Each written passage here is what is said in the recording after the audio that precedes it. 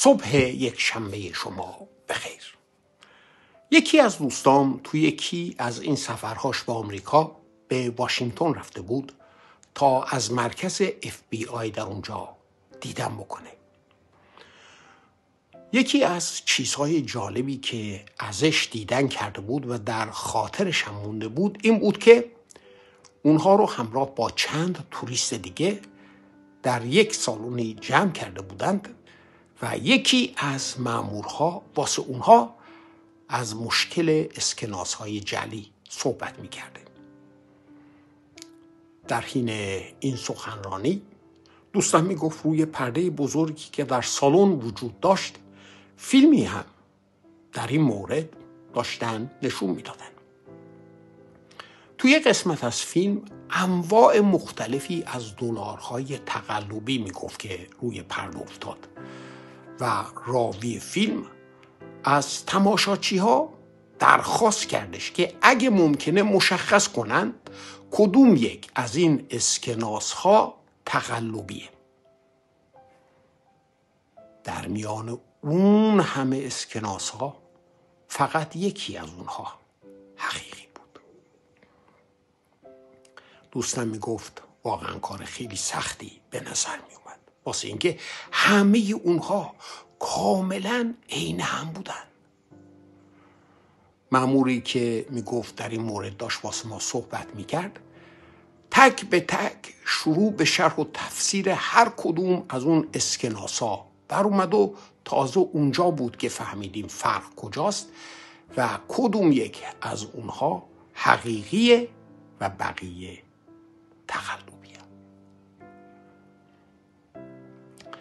دوستم میگفت در آخر این گزارش سمعی و بصری به سوالات وقت داده شد.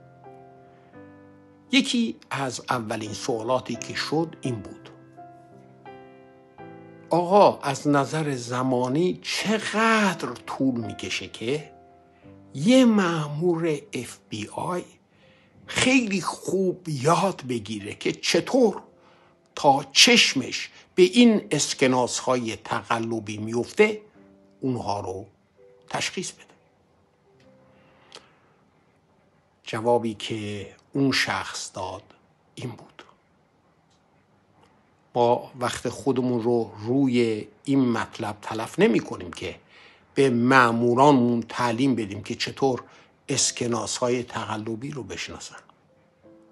ما قسمت اعظم دوره خودمون رو به این صرف می کنیم که اونها رو با اسکناس های حقیقی آشنا کنیم، اونا اسکناس های حقیقی رو بشناسن، واسه اینکه وقتی که حقیقی رو بشناسند شناختن تقلبی ها دیگه خیلی راحت خواهد بود.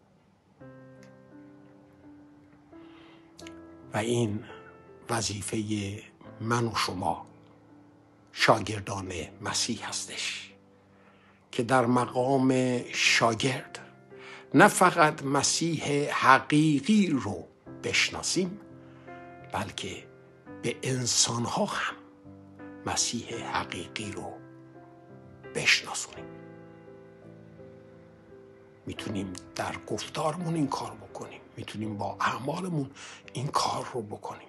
یادتون باشه مسیح زمانی که در مورد حقیقت صحبت میکرد حقیقت رو به عنوان یه مجموعه فکری مطرح نکرد بلکه گفت حقیقت منم. حقیقت عیسی مسیح در کالبد انسان. و مسیح ادامه داد حقیقت رو خواهید شناخت و حقیقت شما را آزاد خواهد کرد. به دیسیپلین فیض ادامه بدیم.